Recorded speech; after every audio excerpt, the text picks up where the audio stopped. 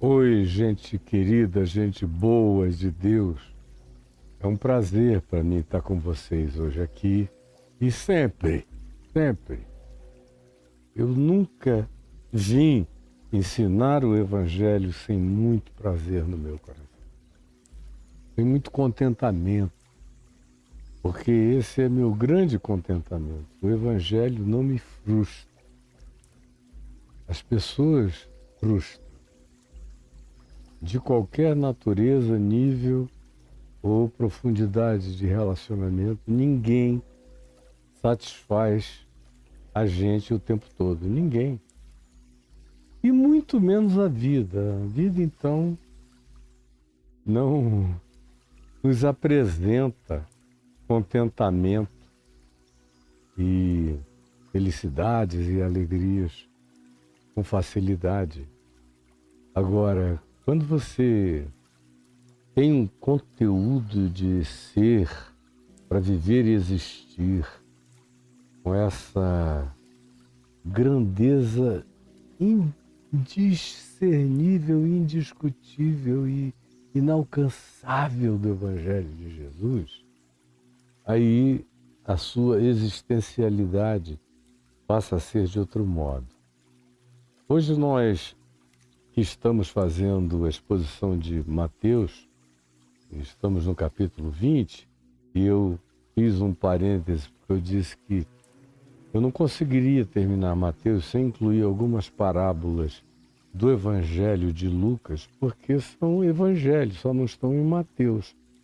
E são universalmente interessantes, só não estão em Mateus. Então, depois eu fecho esse parêntese, quando depois que a gente falar dessa parábola do administrador infiel, do rico e do Lázaro, depois que a gente falar da cura dos 10 leprosos, que é uma ocorrência de natureza parabólica, depois da gente falar da parábola do juiz iníquo, e depois de Jesus falar sobre aquele fariseu e o publicano que foram orar no templo, são todas realidades que não podem ser deixadas de lado.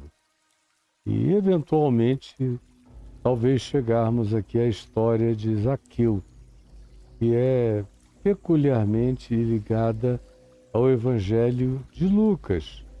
E ele traz na sua sequência também a parábola das 10 minas, que é totalmente conectada à conversão de Zaqueu, o publicano rico, como todos os publicanos eram. Pois bem, Jesus começa aqui no texto de Lucas 16 da seguinte maneira, falando aos seus discípulos. Note que tudo isso começou em Lucas 15, porque os publicanos e os pecadores se aproximaram de Jesus, chegaram cara a cara, vis a vis, e para o ouvir com alegria. Aí os fariseus que estavam ali, num outro círculo concêntrico, com outro olhar, com outra observação, com outra tendência de interpretação, o mesmo Jesus, o mesmo evento, a mesma coisa, uns olhando com alegria grata, de acolhimento, de aceitação. A saber, os pecadores, as pecadoras, assim chamados pelos religiosos. E outros, os religiosos, os designadores de pessoas para o juízo, para a calamidade, para o inferno, porque eles se sentem com tais prerrogativas diante de Deus e dos homens por causa da hipocrisia das suas obediências exteriores e superficiais e religiosas de procederem desse modo e de acusarem Jesus, de acharem, não, esse evangelho eu não quero. Você já ouviu essa expressão? Cada vez mais tem gente que esse evangelho eu não quero. Eu só quero o evangelho da cura, do milagre. Ou eu só quero o evangelho da prosperidade, como se houvesse um evangelho da prosperidade material, financeira, da riqueza. Não, eu só quero o evangelho da positividade, das confissões positivas. Ou eu não quero o evangelho da cruz, porque é muito tristonho, é muito sacrificial. Não, aí fazem o seu próprio evangelho. E a maioria, nos nossos dias, já nem isso mais fazem. Contra o que eu passei a vida inteira lutando. Mas nem isso, que já era horrível, era aquele evangelho que eu chamava de o evangelho horoscopista da caixinha de promessas.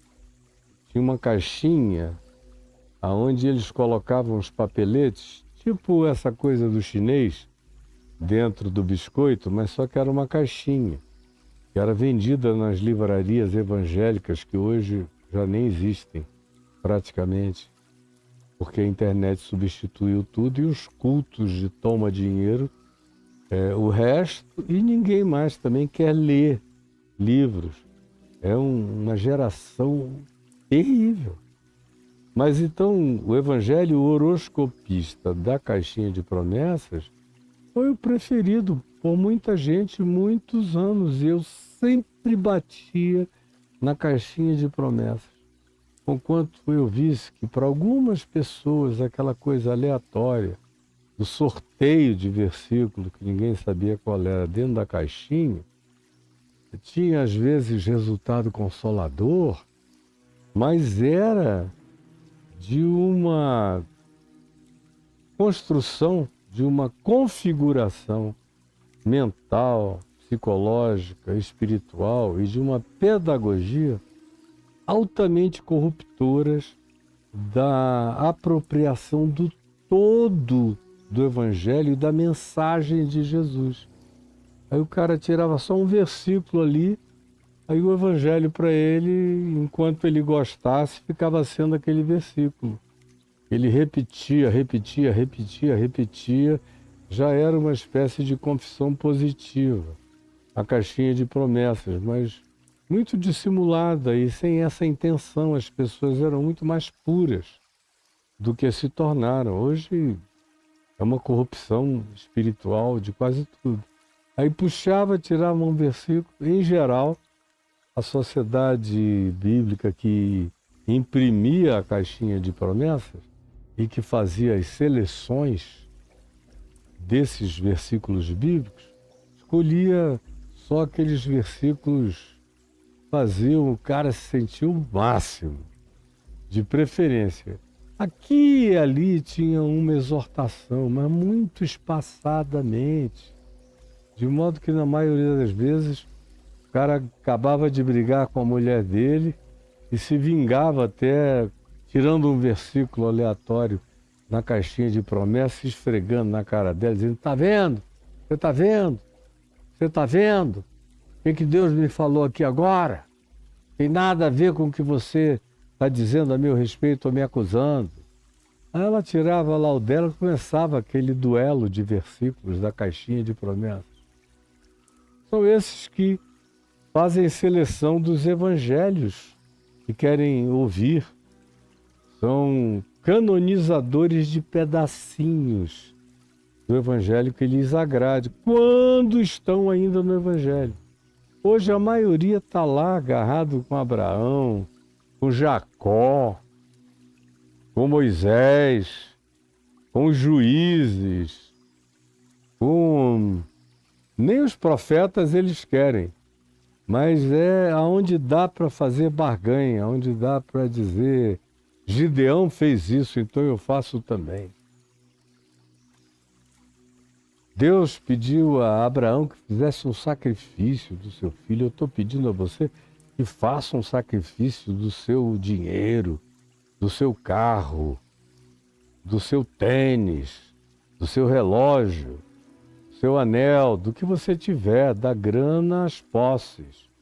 dê para Deus, Ele vai te dar mais, muito mais, enquanto os outros ralam e esse indivíduo se transforma numa espécie de levita, malandro, que é que todos trabalhem para ele viver nababescamente, como é o que acontece, você devia saber disso muito bem.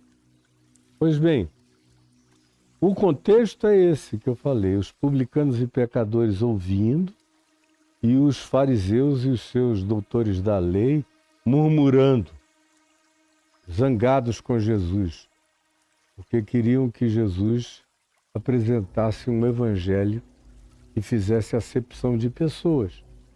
E eis a razão pela qual eu parei em Mateus e vim para Lucas, para mostrar essa sequência de parábolas onde não há acepção de pessoas, onde o trato é com todos. Tem uma coisa que esse capítulo 16 inicia dizendo, que é que Jesus agora está falando com os seus discípulos. O que no contexto antecedente nos deixa perceber que os discípulos estavam por ali, mas que isso tudo começou sendo falado, sobretudo, na direção dos fariseus e dos seus mestres acadêmicos. Mas depois da parábola da ovelha perdida, da dracma perdida, dos dois filhos, do pai amoroso, que é a universalmente conhecida parábola do filho pródigo, a gente chega aqui na parábola do administrador infiel e agora aqui já começa dizendo, também disse Jesus específica e diretamente aos seus discípulos. Isso me chama muita atenção, sempre chamou. E eu tenho que entender tudo que a gente vai ver em todas essas parábolas, como eu tenho mostrado a vocês, à luz desse contexto, desse público. Publicanos e pecadores ouvindo com avidez feliz, e fariseus religiosos, escribas, teólogos e seres presunçosamente administradores das coisas divinas, reclamando, murmurando, amaldiçoando de um modo ou de outro Jesus por acolher aqueles que eles consideravam inacolhíveis. É por isso que Jesus disse, olha, já que vocês são os que não precisam de nada, eu sou aquele pastor que larga todo mundo e nem dá bola para o templo em Jerusalém e saio pela Galileia e pelos becos e vilas deste mundo procurando uma ovelha perdida. Então vocês dizem que são os sãos. Então a lógica me manda dizer a vocês que vocês não precisam de médico. Vocês são os que nunca se perderam, que estão aí mais do que achados. Vocês são aqueles que acham Deus, que não se deixam nem achar por Deus, porque não precisam. Então, fiquem aí vocês. Eu fui enviado para buscar e salvar o que se havia perdido. Por isso eu largo 99 ovelhas no redil congregacional e saio para o mundo, para a vida, atrás daquelas que estão genuinamente perdidas, sofrendo angustiadas como uma ovelha na escuridão do abismo. Ou aqueles que são como uma dracma, que tem consciência de si, porque uma dracma não tem consciência de si. A ovelhinha, eu expliquei várias vezes, não tem consciência de si do ponto de vista psicológico e existencial, mas tem consciência de que está perdida do todo, da coletividade, do grupo, do rebanho. É instintual esse pertencimento, o que não é num metal nem numa pedra, embora tenha valor. Mas tem alguém que olha para essa coisa que tem valor, mas não sabe que tem valor e atribui valor a ela, que no caso aqui é uma mulher dona de dracmas, mas que larga todas as suas dracmas que não estão perdidas num lugar, vai à procura daquela que se perdeu. e depois há uma festa de felicidade, como estava acontecendo com Jesus. Jesus dizia, comigo e com os anjos e com meu Pai. Aí ele conta a parábola do pai generoso e dos dois filhos, o mais velho, um religioso emburrado, que representa os fariseus e os escribas zangados, e o mais novo, que é o que vai embora e padece tudo que padeceu até voltar, e vocês acompanharam isso comigo durante dias, vários dias, e mostrando exatamente a mesma coisa. Eu fiquei na janela esperando o meu filho aparecer, como um ponto de nada na estrada, e corri na direção dele, e vocês lembram da narrativa toda e das lições aprendidas. Eu assim espero. Quem não estava aqui tem que voltar aí no YouTube e aprender tudo, porque você tem que aprender isso, porque é o coração do significado do Evangelho. E aqui a gente chega agora, depois dessa viagem que começou assim meio que para todo mundo, ela vai se afunilando e ganha essa especificidade a ponto de Lucas dizer, disse também Jesus aos seus discípulos. Agora, mais do que nunca, ele olha para aqueles 12 apóstolos e os discípulos engajados, os demais, e vira-se para eles e como que afirma, prestem atenção. E aí diz, havia um homem rico que tinha um administrador, e este lhe foi denunciado como quem estava a defraudar os seus bens. É interessante que a parábola da ovelha perdida se aplica a ambos, aos pecadores, aos publicanos, às meretrizes, mas nessa parábola aqui do administrador infiel, a gente vê um foco maior, concentrado na condição do resgate da redenção dos publicanos, que eram homens ricos em geral, gestores de dinheiro público, e que eram odiados pelos fariseus e por todos os religiosos porque trabalhavam para os romanos. Não era nem tanto pela corrupção deles, era para quem eles trabalhavam e o papel político, social que eles cumpriam, que era considerado uma coisa sem perdão pelos fariseus da religião. E a parábola da dracma perdida também carrega essa aplicação que cobre aqueles que eram acusados de corrupção por serem publicanos, coletores de impostos e traidores da pátria, por esses fariseus patriotas, trabalhando para os invasores romanos, quanto também cobre a perspectiva do pecado considerado moral, comportamental, desses que aqui são apenas designados como pecadores. E se diferencia publicanos, que eram pecadores de um outro tipo, de um outro jaez na concepção da religião, e os pecadores, em geral, os sexuais, os bons-vivants, os que bebiam, os que se divertiam, os que dançavam, os que não frequentavam a sinagoga, nem a congregação, nem iam ao templo fazer oferendas, que se sentiam completamente banidos da religião, marginalizados. Então, quando a gente chega agora aqui nessa quarta parábola do administrador infiel, Jesus fala aos seus discípulos que havia um homem rico que tinha um administrador.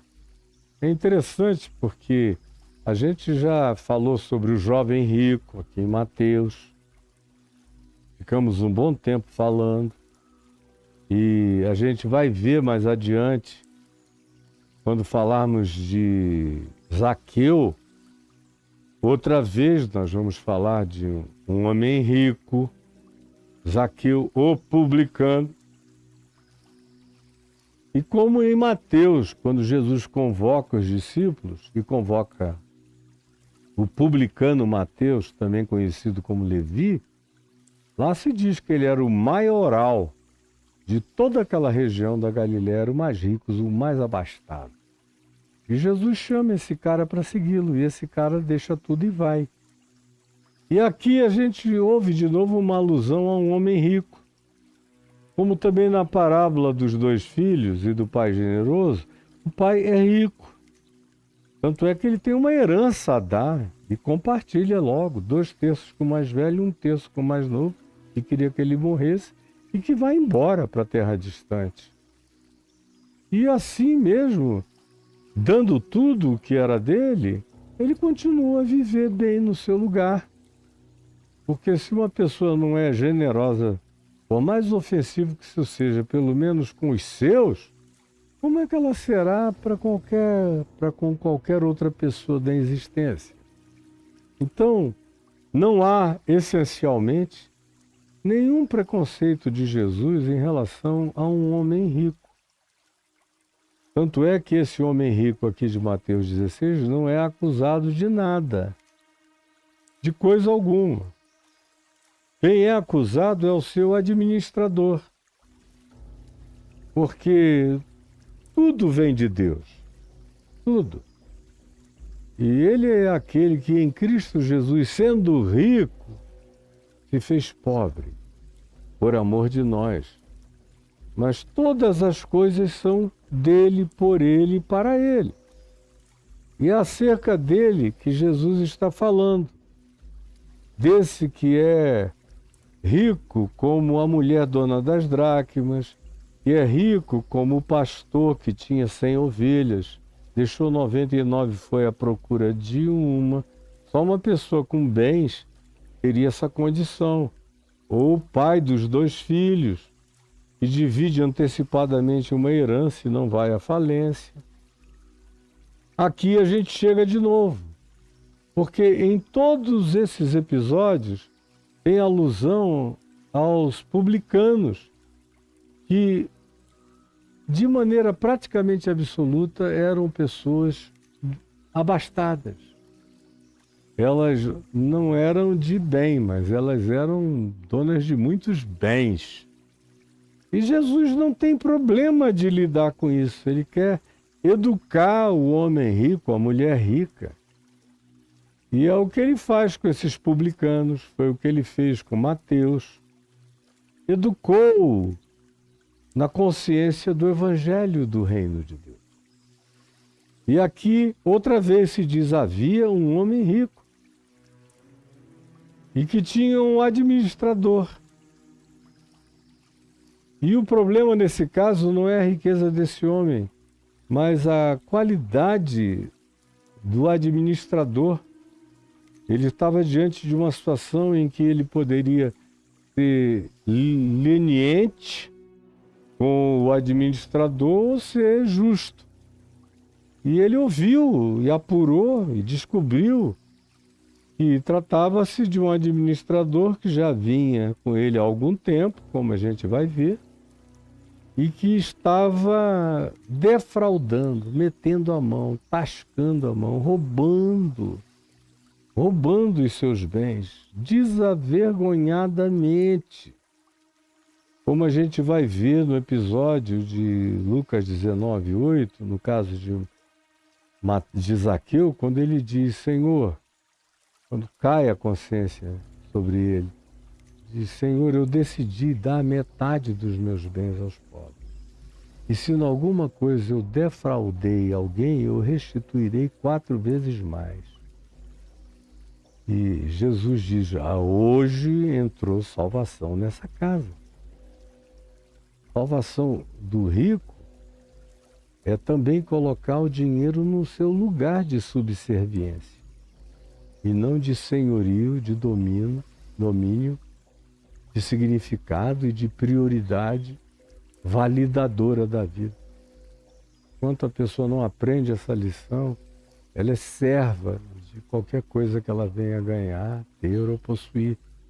Não está nem preparada para possuir qualquer coisa se não for antes treinada no espírito da honestidade generosa, naquilo que realiza, E também porque não há ninguém nesse mundo que seja dono de absolutamente nada. Ninguém. Todos nós somos apenas gestores, administradores.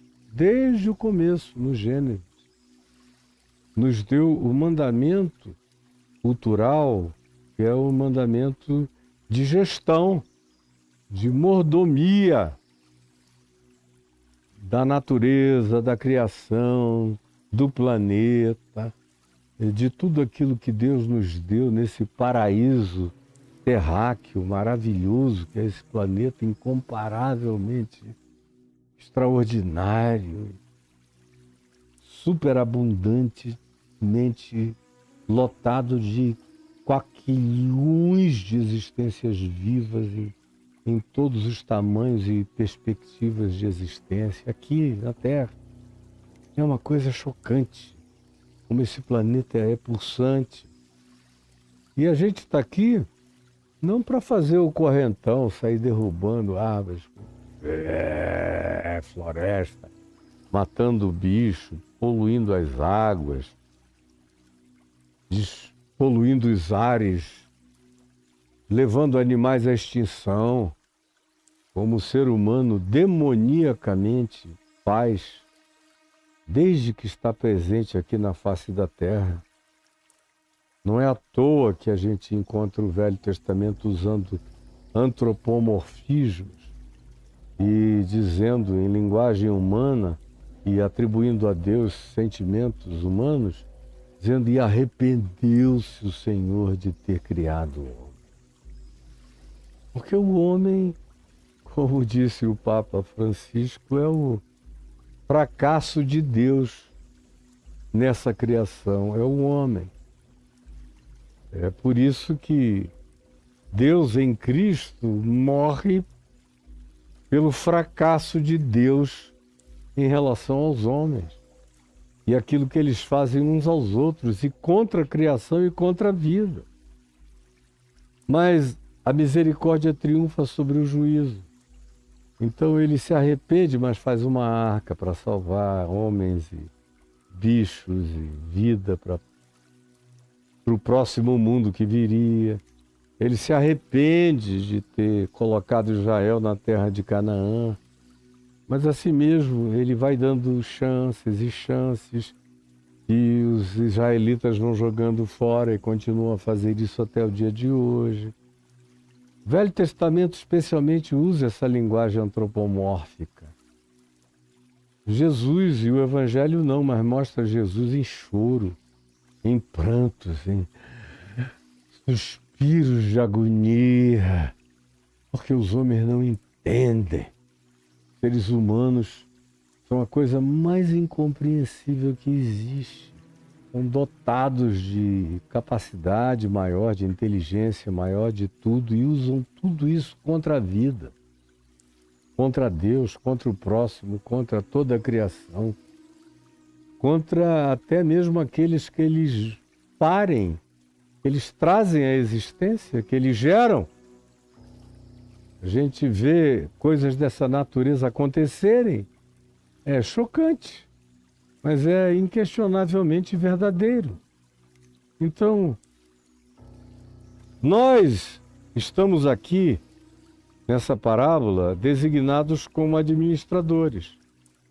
Agora, os publicanos, que eram gestores de bens, recebiam e passavam para os romanos e retinham os seus ágios e cobravam a mais e faziam as suas próprias gestões, são de fato o administrador que é denunciado como estando a defraudar os bens do Senhor de todas as coisas. Então Jesus trata tudo isso com um realismo enorme. Ele não está brincando de Poliana moça com os publicanos, com os que ganhavam dinheiro fácil. Ele brinca com todos aqueles que até são mentores, ensinando você a ser defraudador, enganador, impressionador. encantador de serpentes, como muitos desses coaches que andam por aí, como seres completamente falsificadores da realidade. Esses publicanos aqui eram infinitamente melhores do que qualquer coach do Brasil, desses midiáticos que estão aí, que são seres abjetos. Mas Jesus não trata esses publicanos de maneira poliana moça de ser. Ele diz não.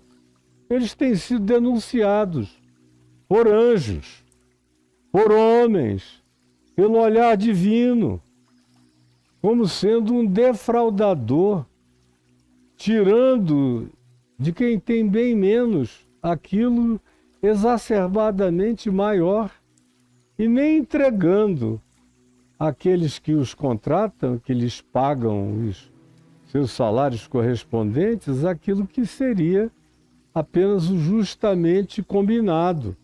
Eles metem a mão mesmo, por isso todos eles ficam muito ricos, porque ninguém fica muito rico nesse mundo sem que muitos outros fiquem muito pobres. Bens, riquezas e recursos naturais não aumentam, a terra não cresce. Quando a gente desenvolve algum tipo de tecnologia agrícola, o que a gente consegue é fazer que num espaço menor de chão a gente produza mais, ou alguma outra coisa assim, mas na perspectiva da mirabolância fantasiosa dos coaches da vida, que te ensinam a ficar riquíssimo apenas no papo e no gogó, ou esses pastores aí que são apenas publicanos da religião, tirando dos pobres e colocando nos seus bolsos, eles são o próprio império e os imperadores de si mesmos, fazendo isso em nome de Deus, são seres mais abjetos ainda. Por isso Jesus se dirige aos discípulos, para que eles prestassem muita atenção, porque eles correriam o risco de um dia na vida se tornarem o que de fato esses que hoje se apresentam como discípulos ou representantes do Evangelho fazem de maneira calhorda, cretina, canalha e mentirosa. À nossa volta, nada novo. O que é chocantemente novo é a quantidade de pessoas que se otarizaram completamente e que tiveram paralisia cerebral, mental, psicológica e espiritual e não conseguem enxergar nem discernir nada e que são conduzidos em multidões ao abismo, guiados por gente perdida em relação a Deus.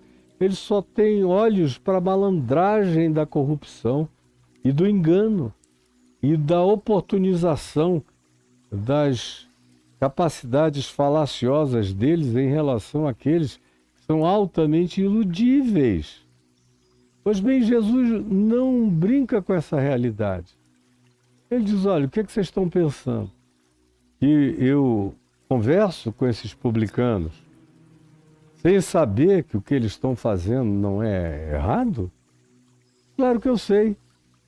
Mas é que eu creio muito mais no poder do Evangelho genuíno, que eu carrego, sou, encarno e ensino, de transformar a vida deles. Eles estão dando fruto de arrependimento, manifesto através da estupefação, da perplexidade, do interesse que vai aumentando, aumentando, aumentando, da manifesta expressão de contentamento deles pelo que estão ouvindo e aprendendo, mesmo que eu diga coisas que, numa primeira ouvida, pessoas digam, eles não vão suportar isso porque é contra eles. Tudo que seja dito com amor, com graça, com carinho e com bom humor, na boa hora, com a verdadeira e genuína oportunidade sendo sabiamente aproveitada, não é ofensivo, exceto para a gente que já está pré-condicionada a se ofender, mesmo que recebam a maior graça possível no que quer que lhes seja oferecido como ensino. Mas aqui o caso era até diferente, eram eles que vinham e procuravam a Jesus, e Jesus os acolhia e os religiosos ficavam com ódio. Então Jesus diz, olha, entendam isso, meus discípulos. Não é que eu não enxergue quem eles são, é que eu enxergo, para além do que eles são, quem eles podem se tornar. Que é algo que eu vejo que praticamente morreu. Os crentes de hoje, os pastores de hoje, não olham para a vida mais assim. Primeiro, eles não estão nem aí para ver ninguém ser transformado. Eles querem ver a pessoa dar dinheiro no culto deles e alimentam pessoas com fetiches de superstições e barganhas e dizem que é um sacrifício necessário para que Deus venha ouvir. E assim vão enganando. Jesus, no entanto, está lidando com uma condição humana muito melhor do que a desses religiosos corrompidos que nos cercam há muitos anos e que nesses dias estão em estado de proliferação chocante à nossa volta. E ele diz aos discípulos sinceros que estão ali à volta, quem sabe até fazendo perguntas também, se era legal aquilo, ouvindo também papo de fariseu e de moralista religioso, meio assim na dúvida, será que essa matemática de Jesus está certa? Essa busca de entes perdidos, a prioridade deveria ser? Será que a gente não deveria trabalhar apenas com aqueles que já estão pré-condicionados, que se tornariam facilmente uma grande maioria, facilmente administrada por nós? Então, daí essa insistência, olha, prestem atenção, meus discípulos. Eu sei o que está acontecendo. E não acho que viver vida de publicano é ideal de ninguém no serviço público, ou ninguém que faça gestão de bens, ninguém que seja CEO do dinheiro de quem quer que seja, ninguém que seja administrador de recursos. E até porque todos nós nesse mundo recebemos a missão de sermos mordomos da riqueza da graça de Deus, que não é feita de dinheiro, é feita de criação, é feita de vida, é feita de recursos naturais, é feita de recursos animais variados, de recursos vegetais, de recursos divinamente manifestos na natureza, sobretudo de recurso humano, em favor e na ajuda direcionada à necessidade humana e das demais coisas criadas. Essa é a mordomia que me cabe como administrador que precisa ser fiel para com aquele que me confiou essa consciência para fazer a melhor gestão desses bens. Mas ele diz, eu não estou aqui para fazer e ungir publicanos. Diz, ó, fica aí, dá teu dinheiro para mim que está tudo resolvido. Não, eu estou buscando trazer publicanos ao arrependimento. Eles são como ovelhas que se perderam. Eles são, muitos, inconscientes como uma dracma que não conhece nem o seu próprio valor. Isso muito mais, inclusive, no caso das meretrizes pecadoras e tudo mais, gente que foi tão degradada que passou a se autodesprezar, não conhece mais seu significado ou seu valor.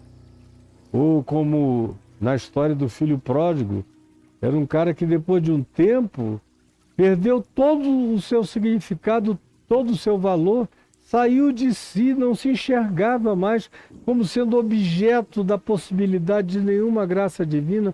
Tamanha era a consciência do desperdício que ele ou eles tinham praticado, como era o caso aqui tanto de publicanos quanto de meretrizes e pecadores de outras ordens e linhas.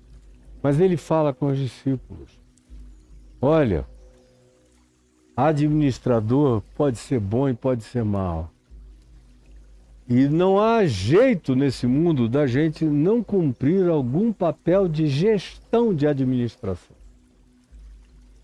Seja dos bens pessoais, dos dons pessoais, dos talentos pessoais, das oportunidades pessoais, do aculturamento, da intelecção, do amealhamento de conhecimentos. Todos nós estamos fazendo gestão de alguma coisa. Gestão de filhos, de crianças, de educação deles, da saúde deles, da vida deles, dos nossos pais, dos que já nos deram e já não podem mais dar. A vida é um ato e um processo de contínua gestão e administração de tudo. Tudo é de Deus, todos são de Deus e eu também. E se eu tenho uma consciência disso e fui incumbido de cuidar de coisas em nome de Deus, que é o rico, Senhor absoluto de todas as coisas, a quem tudo pertence, de quem tudo procede, para quem tudo volta, e me tornar, todavia, um infiel. Como infiéis eram muitos daqueles publicanos, eu vou receber um chamado de prestação de contas. O que Jesus está dizendo é: esses caras são como essa história que eu vou contar, porque eles se anteciparam. Quando eles se enxergaram e se encararam e se perceberam e se viram como administradores infiéis, como gente que estava fazendo má gestão de toda a oportunidade, de toda a graça, de todo o poder e de toda a riqueza. Riqueza relacional, riqueza de beleza. Beleza é poder, cultura é poder, dinheiro é poder, fama é poder. Tem gente que consegue usar isso, são poucos, na direção do bem. Enorme. A gente viu agora um homem com muito poder, com muita influência, com uma mediaticidade universal, que fez um grande uso dessa capacidade da melhor forma que conseguiu. E partiu há pouco tempo para esse senhor rico, que é o dono de todas as coisas, que foi o nosso irmão Francisco. Agora, por outro lado, você tem a história enorme e repetida de uma quantidade enorme de pessoas que, quanto mais possuem, pior ficam. Mais se danam, mais perversas, mais espertalhonas, mais mentirosas, mais sedutoras, mais gananciosas.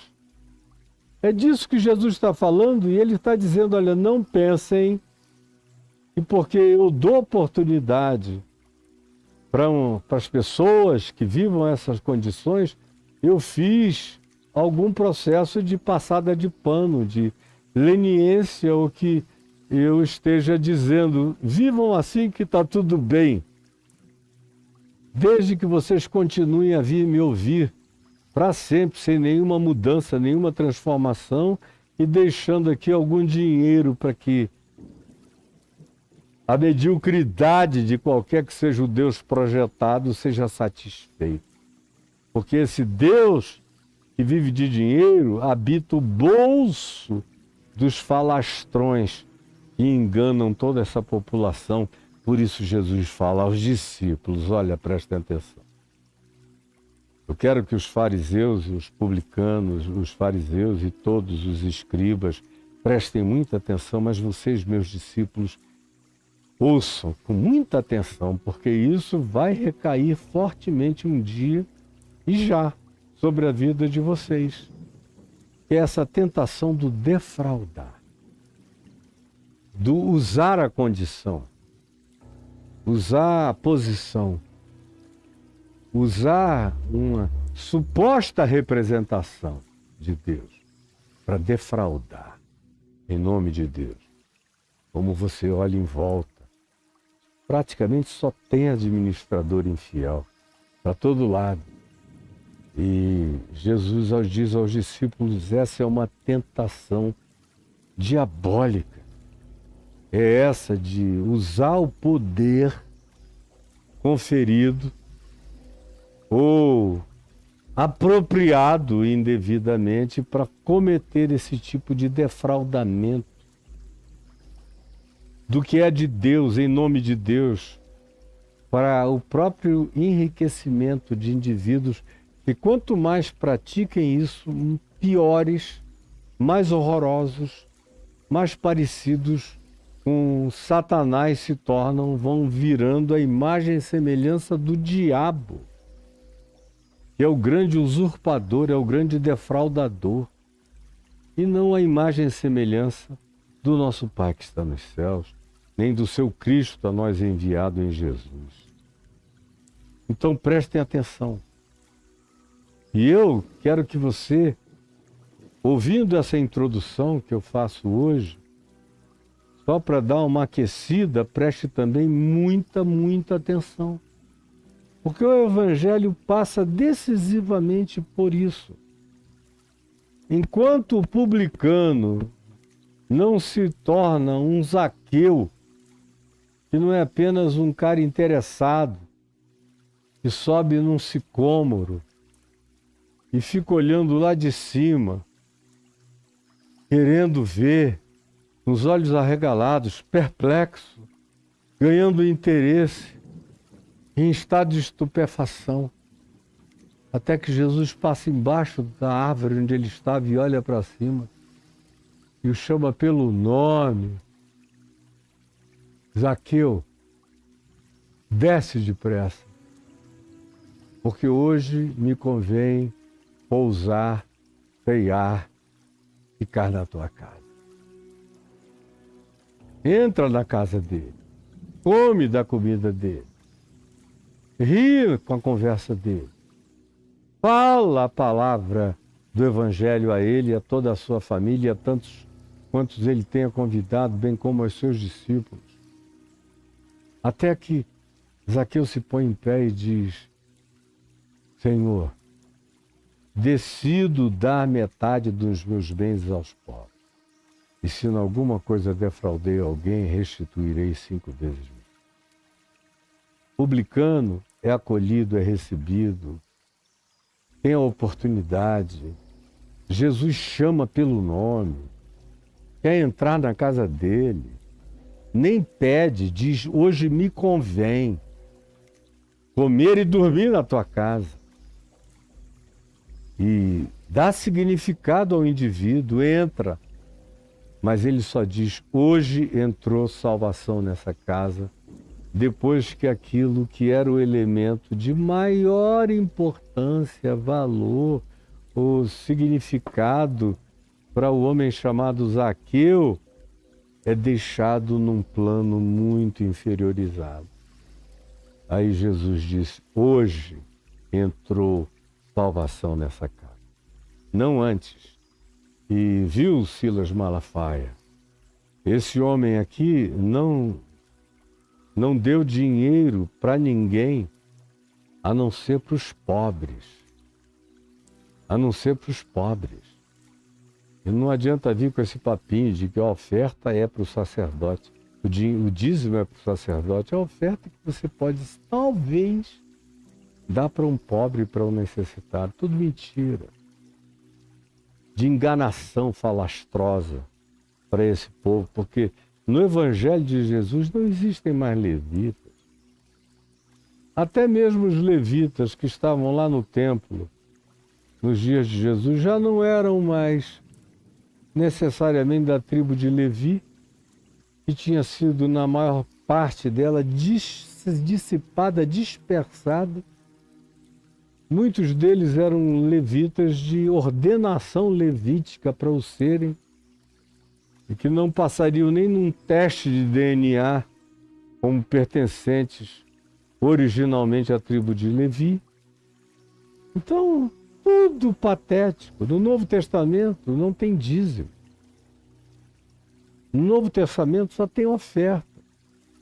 E cada um tem a liberdade de ofertar conforme mande o seu coração para pobres, necessitados. E Paulo diz que isso começa dentro da nossa própria casa, porque se alguém não cuida dos seus, especialmente dos da sua própria casa, é pior do que o incrédulo, Silas, e tem negado a fé.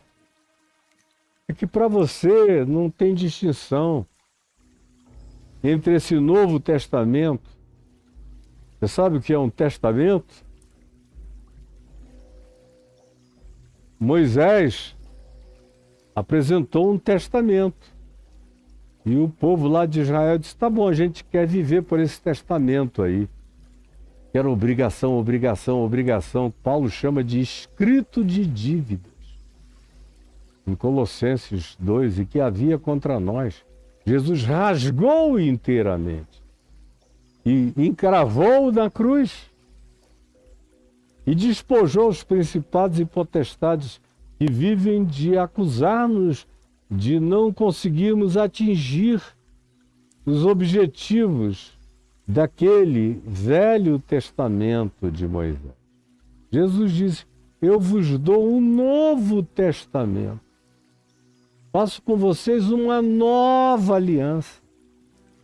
Como diz o escritor de Hebreus, que não é mais baseada em sacrifícios levíticos, no templo, em sangue de bodes e de touros, e em comidas que eram levadas para os sacerdotes. Tudo isso passou.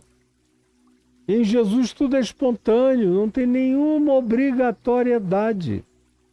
Não é com dinheiro que ninguém acessa a Deus, é pela fé, é pela graça. E quando, todavia, o dinheiro foi um ídolo, um Deus na vida dessas pessoas, frequentemente o primeiro sinal de arrependimento seja aquele que vem de Zaqueu. Decido dar aos pobres metade. E se alguém o defraudei, eu restituo 4 vezes mais. E não tem que passar por sacerdote, nem por templo, nem por lugar nenhum. E não tem papo de dízimo. Em momento algum Jesus puxa esse papo. Quando ele fala a palavra dízimo, é para descer a lenha nos fariseus, lá em Mateus 23. A gente vai chegar lá e vocês vão ver, eu vou deixar esses comentários para a hora adequada. Mas, como introdução de hoje aqui, Jesus está dizendo aos discípulos e a tantos quantos se interessassem à volta dele, que conquanto ele atendesse, ouvisse, acolhesse e fosse todo graça para com os que o procuravam, incluindo os publicanos, com toda essa reputação de administradores e gestores corruptos e defraudadores, eles não eram o ideal de vida de Jesus, dizendo, me dê dinheiro e fica tudo bem, sai para enganar mais gente e volta para dar como dízimo ao Senhor, porque o Senhor vai te santificar o compromisso. É tudo mentira diabólica na boca de todo esse pessoal que está ensinando essas loucuras a vocês. Pois bem, o que você entende sobre a sua gestão da vida? Todos nós, como eu já disse, estamos aqui fazendo gestão da vida. Não tem ninguém, por menos que tenha recebido, como a gente vai ver mais adiante, em Mateus 24, por mais que tenha recebido menos, não tenha recebido tanto quanto alguns que receberam mais dons, mais talentos, mais oportunidades, mais comunicabilidade, mais oportunidades, mais chances, mais inteligência, mais argúcia. Todo mundo, todavia, recebeu alguma coisa e não pode sentar em cima nem enterrar.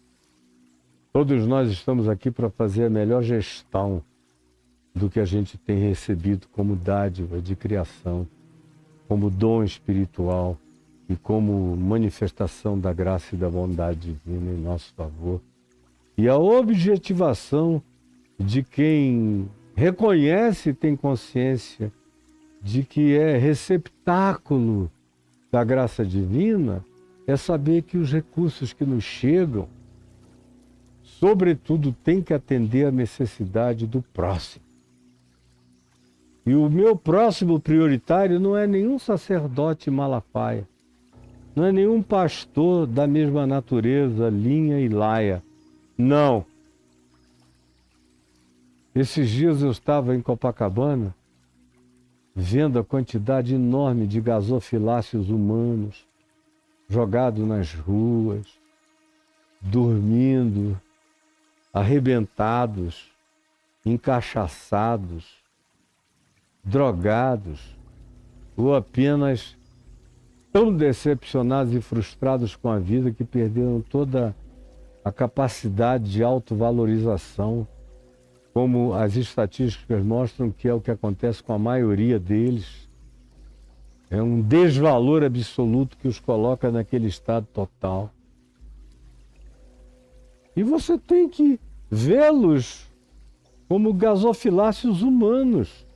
Eles sim são mediadores dessa nova aliança de amor, de graça, de fraternidade, de amor a Deus manifesto no amor ao próximo, que é o que Malafaia não quer, que é o que os pastores não querem, porque quanto mais o próximo ganhar uma importância pessoal para você, mais liberdade você terá de usar os seus recursos humanos, financeiros, dons e talentos para servir a humanidade necessitada. E eles não querem, eles querem ser donos das 99 que eles tiram o pelo, a unha, a casca, o dinheiro, tudo no aprisco e diz: olha, você não tem o direito de fazer gestão de nada disso. Uma concessão aqui, outra ali, a gente permite, mas não pode. Que coisa mais nojenta. Eu queria deixar isso como introdução a essa parábola que vai longe e que eu não vou eventualmente conseguir terminá-la essa semana, talvez no fim da próxima. Mas eu quero que você esteja aqui comigo e continue e vá guardando no coração. A gente apenas tratou do primeiro verso de introdução dessa parábola tão importante, de tanto significado, de tanta aplicabilidade para a situação concreta e prática das nossas existências. Senhor Jesus, eu te peço que tenha havido alguma compreensão, algum entendimento. Embora eu saiba que não é isso que as pessoas querem ouvir. Elas querem fazer um negócio com Deus. Elas querem um toma lá da cá. Elas querem uma barganha. Mas não há barganhas com Deus. Não dá para a gente ficar de malandragem para sempre, porque nós somos flagrantes, absolutamente expostos e visíveis diante de Deus. E perdoa os nossos pecados. É o que eu te imploro, em nome de Jesus. Amém e amém.